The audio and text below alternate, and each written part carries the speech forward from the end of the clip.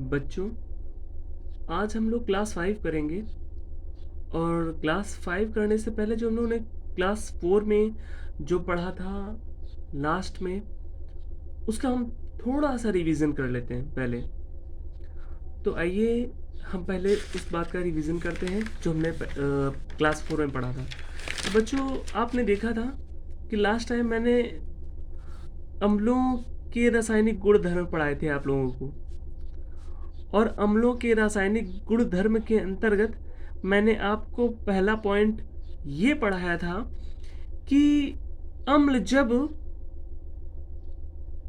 किसी धातु से क्रिया करता है तो क्या प्राप्त होता है। किसी धातु की जगह अधिकांश धातु का प्रयोग करें, अधिकांश धातु शब्द का प्रयोग करें तो ज़्यादा बेहतर होगा। तो बच्चों, हम उस चीज़ का रिवीजन कर लेते हैं। बच्चों, यहाँ पर एक बात ये ध्यान रखना कि जो हमारी मेन थीम है, जो हम मेन पढ़ रहे हैं वो अम्ल के लिए पढ़ रहे हैं। ठीक है, मतलब कि अम्ल से हमने किसकी अभिक्रिया करा ली है, जो हम पिछले क्लास में पढ़ चुके हैं। अम्ल से हमने अभिक्रिया कराई थी अधिकांश धातु की, अधिकांश धातु की। तो वो अधिकांश धातु कौन थे, तो जरा फिर से पढ़ लेते हैं अधिकांश धातु कौन से थे। तो बच्चों, हमने पढ़ा था Li, K, Ca, Na, Mg, Al,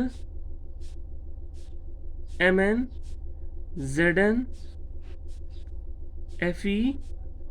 I hope आप लोगों ने याद कर लिया होगा। हाइड्रोजन, इसके बाद CO आता है, इसके बाद Hg, इसके बाद Ag, इसके बाद Pt, इसके बाद Au। ठीक है, आप आई होप आप लोगों ने याद कर रखा होगा पहले से, क्योंकि मैंने पिछली क्लास में पढ़ाया था।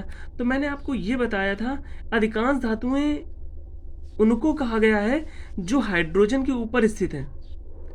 वे धातुएं जो हाइड्रोजन के ऊपर स्थित हैं उनको अधिकांश धातु हमने कहा था। बाकी पूरी बात हमने आपको बताई थी कि धातुओं की सक्रियता का, अगर हम ऊपर से नीचे आएंगे तो धातुओं की सक्रियता का घटता हुआ क्रम होगा, और नीचे से ऊपर जाएंगे तो धातुओं की सक्रियता का बढ़ता हुआ क्रम होगा। ठीक है, तो अधिकांश धातु की अगर हम बात करें तो जितनी धातुएं हाइड्रोजन के ऊपर स्थित हैं वो अधिकांश धातुओं के अंतर्गत आएगी, और यही धातुएं अगर अम्ल से, यही इतनी धातुएं जो हाइड्रोजन के ऊपर स्थित हैं, तो ये धातुएं अगर अम्ल से अभिक्रिया करेंगी तो हाइड्रोजन गैस मुक्त करेंगी। ये पिछले क्लास में हमने देखा था। आइए एक दो एग्जांपल कर लेते हैं ताकि हम लोग को बहुत बेहतर और अच्छा समझ में आ जाए। तो जैसे हमने एक एग्जांपल ले लिया, जैसे मान लो हमने ले लिया 2Na प्लस, उस बार हमने अम्ल के लिए शायद लिया था H2SO4 लिया था। आज दूसरा कोई नया लेते हैं अम्ल, मतलब दूसरा कोई अम्ल लेते हैं। जैसे ले लिया हमने 2HCl। आज धातु हमने क्या ली, सोडियम धातु ली। ठीक है, और ये अम्ल बदल के ले रहे हैं आज, तो ये अम्ल है हाइड्रोक्लोरिक अम्ल। ठीक है, वैसे हम लोग H2SO4 लिए थे, है ना, लेकिन आज HCl ले रहे हैं। तो क्या होगा, 2NaCl प्लस H2। ठीक है, ये हमने हाइड्रोजन गैस मुक्त कर दी। अब ये जो हमने लिखा हुआ है ये रिएक्शन सही है या गलत है, ये कैसे पता चलेगा। तो बच्चों, मेन चीज जो आपको समझनी है वो ये समझनी है कि सोडियम एक धातु है। अच्छा, कुछ बच्चे ये सोच रहे होंगे कि सर हम कैसे जानेंगे कि ये धातु है या अधातु है। तो बच्चों, आप फिलहाल अभी इसको याद करो, हाइड्रोजन को छोड़कर ये सारी की सारी धातुएं हैं ना। हाइड्रोजन छोड़ दो तो बाकी सब धातुएं हैं कि नहीं है। तो ये धातुएं आपको यहाँ से ध्यान रखनी है। हालांकि धातुओं और अधातुओं को पहचानने का एक बेस्ट तरीका आप लोगों को जो आवर्त सारणी वाला चैप्टर है उसमें और बेहतर समझ में आएगा, लेकिन अभी फिलहाल आपको ये याद ही करना पड़ेगा फिलहाल के लिए। बच्चों, अगर अच्छी समझ बनानी है तो किसी ने ये कहा है कि जो चीज़ हमें अगर अभी ना समझ में आए तो उसको लर्न कर लो अभी, लेकिन जब हम सीखते चलते चलेंगे ना तो वो सारी चीज़ें धीरे धीरे क्लियर होती चलती हैं। तो अभी अगर आपको ये धातुओं के रूप में नहीं समझ में आया कि कौन धातु में नहीं है, तो आप लोग फिलहाल के लिए अभी याद कर लीजिए, बेस्ट यही है। तो 2Na plus 2HCl is equal to 2NaCl plus H2, तो हाइड्रोजन गैस मुक्त हो रही है। तो लिखने के लिए तो ये हमने अब क्रिया लिख दी है, लेकिन क्या धातु अम्ल के साथ क्रिया करके हाइड्रोजन गैस मुक्त कर रहा है, ये संभव है, पॉसिबल है या नहीं है? तो ये कैसे चेक करते हैं हम लोग? ये हम लोग ऐसे चेक करते हैं बच्चों कि जो धातु हो, अम्ल के साथ अभिक्रिया करने वाली जो धातु है, क्या ये धातु हाइड्रोजन के ऊपर वाली है या नहीं है, ये हमें चेक करना है। तो Na हाइड्रोजन की ऊपर वाली धातु है या नहीं है? तो बच्चों आप देख लीजिए कि Na जो है, सोडियम जो है, हाइड्रोजन के ऊपर ही स्थित है। इसका मतलब यही हुआ कि ये धातु अम्ल से क्रिया करके हाइड्रोजन गैस मुक्त करेगी। इसका मतलब ये अभिक्रिया सही लिखी हुई है। ठीक है बच्चों। और अगर इसमें से अगर हम ये धातु लेते हैं, ये कोई धातु ले लेते हैं, हाइड्रोजन से नीचे स्थित होती, तो जैसे एक प्रयोग करके दिखाई दे रहे हैं, जैसे हमने ले लिया Ag, ठीक है, Ag plus 2HCl is equal to AgCl2 plus H2। ठीक है, ये बच्चों जो एरो ऊपर के लिए है, ये एरो का जो चिन्ह है वो गैस को मुक्त होने का निशान है। ये मतलब ये प्रदर्शित कर रहा है कि गैस मुक्त हो रही है, बाहर निकल रही है। ठीक है बच्चों। अगर एरो नीचे के लिए होता है तो वो अवक्षेप का चिन्ह होता है कि ये अवक्षेप प्राप्त हो रहा है। ठीक है, तो अभी फिलहाल ये समझिए ऊपर के लिए एरो है, मतलब गैस मुक्त हो रही है।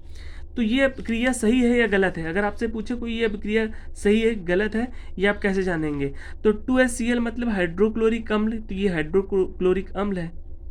और ये क्या है? ये धातु है। अगर आपने इसको याद किया होगा तो पता चल जाएगा ना, ये धातु है। लेकिन ये धातु कौन सी धातु है? ये धातु जो है वो हाइड्रोजन के नीचे स्थित है, देखिए आप। तो जब ये वाली धातु हाइड्रोजन के नीचे स्थित मिल रही है हमको, तो क्या ये धातु अम्ल के साथ, इस अम्ल के साथ अब क्रिया करके हाइड्रोजन गैस मुक्त कर पाएगी? क्या हमने यही नियम में पढ़ा है? नहीं, हम लोगों ने नियम में ये पढ़ा है कि हाइड्रोजन गैस वही मुक्त करता है जो हाइड्रोजन के ऊपर स्थित होता है और अम्ल से क्रिया कर रहा होता है। तो हाइड्रोजन के ऊपर स्थित हो और अम्ल से क्रिया हो, तभी हाइड्रोजन गैस मुक्त होगी, अन्यथा नहीं। तो ये धातु अम्ल के साथ तो क्रिया कर रही है, ये वाली धातु अम्ल के साथ तो क्रिया कर रही है, लेकिन ये धातु कहाँ वाली है? ये हाइड्रोजन के नीचे स्थित है। इसलिए ये धातु अम्ल के साथ अब क्रिया करके हाइड्रोजन गैस मुक्त ही नहीं कर सकती, इम्पॉसिबल है ये। ठीक है बच्चों, ये रिएक्शन गलत है। तो आई होप आपको पुराना जो हमने रिवीजन कराया और अच्छा समझ में आया होगा। और बच्चों, आज मैं नया जो टॉपिक लेने जा रहा हूँ उसके विषय में थोड़ी सी एक जानकारी और कर लें।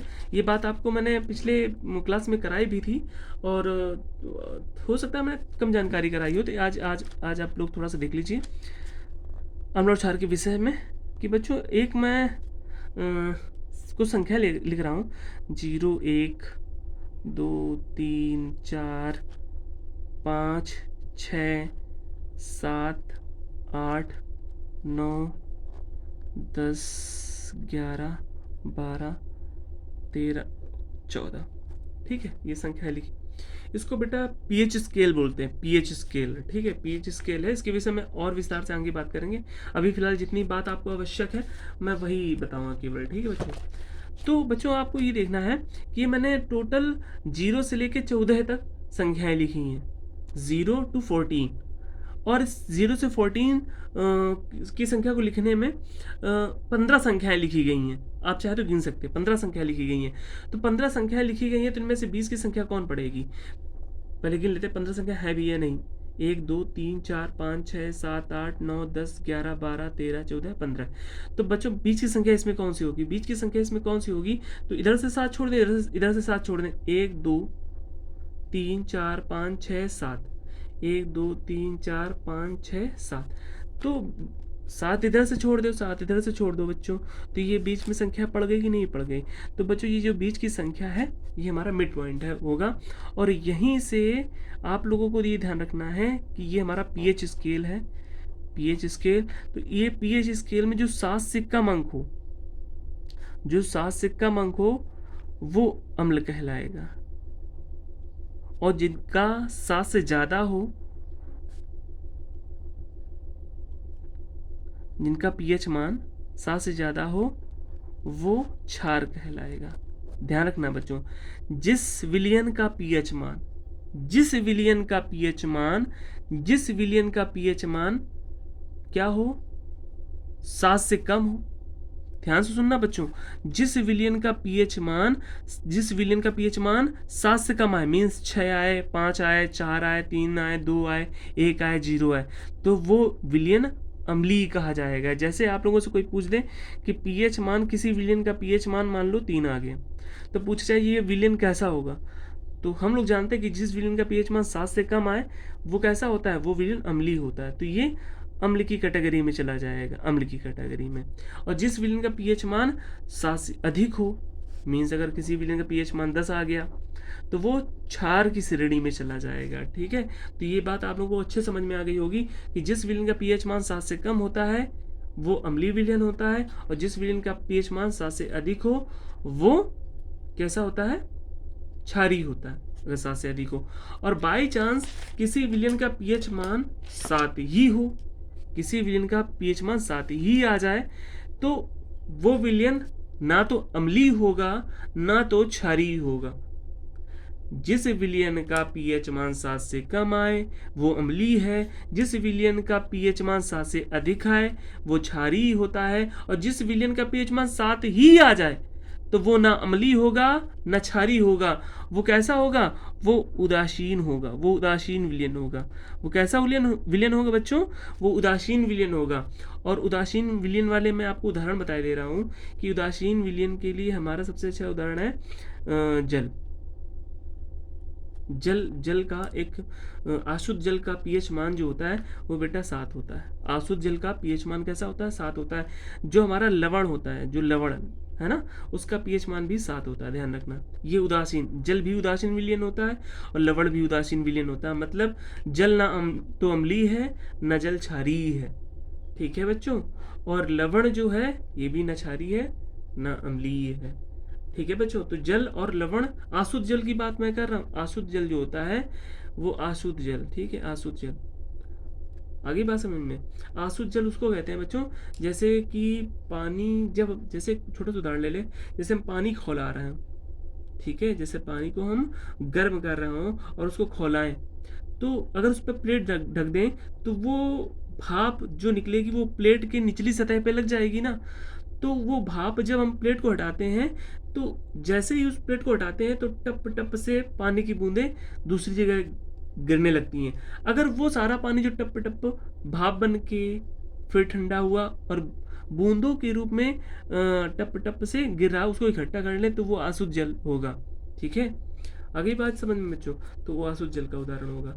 तो बच्चों हम बात करें जल के पीएच मान की तो 7, और लवण की बात करें तो उसका पीएच मान भी 7, क्योंकि ये दोनों उदासीन विलयन है, ठीक है, इन दोनों के पीएच मान 7 होते हैं। अब बात करते हैं अम्लों के रासायनिक गुणधर्म की। तो हमने एक बात तो कर ली, एक बात कौन सी कर ली बच्चों, एक बात हमने ये कर ली कि अम्ल के साथ धातु की क्रिया। आज हम अम्ल के साथ क्षार की क्रिया कराएंगे। मतलब अम्ल जो हमारा है वो एक कॉमन सब्जेक्ट है, अम्ल हमारा क्या कॉमन सब्जेक्ट है, इसकी ही क्रिया जो हम गुणधर्म पढ़ेंगे वो अम्ल के साथ ही होगी। अम्ल की क्रिया धातु के साथ करा चुके हैं, पढ़ चुके हैं अच्छे से। आज हम अम्ल की क्रिया क्षार से कराएंगे, ठीक है, बहुत इंपॉर्टेंट है। अम्ल की क्रिया क्षार से कराएंगे तो क्या प्राप्त होता है ये समझेंगे। ये मोस्ट इंपॉर्टेंट है बच्चों, वेरी इंपॉर्टेंट है, ये आपके एग्जाम में लगातार पूछा जाता है अल्टरनेट ईयर में। तो आज हम पढ़ते हैं अम्ल की क्रिया क्षार से कराएंगे तो क्या होगा। तो जब किसी अम्ल की क्रिया, तो अम्ल की तो क्रिया करानी है, लेकिन किसके साथ करा रहे हैं, तो जब अम्ल की क्रिया किसके साथ कराएंगे, क्षार से।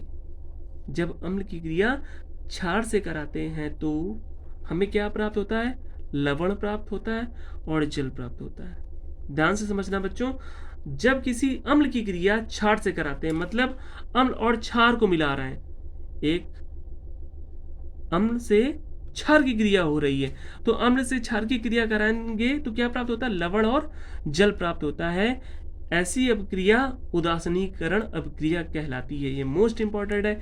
कभी कभी अम्लों के रासायनिक गुण धर्म में भी पूछा जाता है और कभी कभी अलग से भी पूछ दिया जाता है कि उदासीनीकरण अपक्रिया क्या है। तो ध्यान रखना, उदासीनीकरण अपक्रिया वो अपक्रिया है जिसमें किसी अम्ल की क्रिया किसी क्षार से कराई जाती है, तो हमें क्या प्राप्त होता है, क्या मिलता है?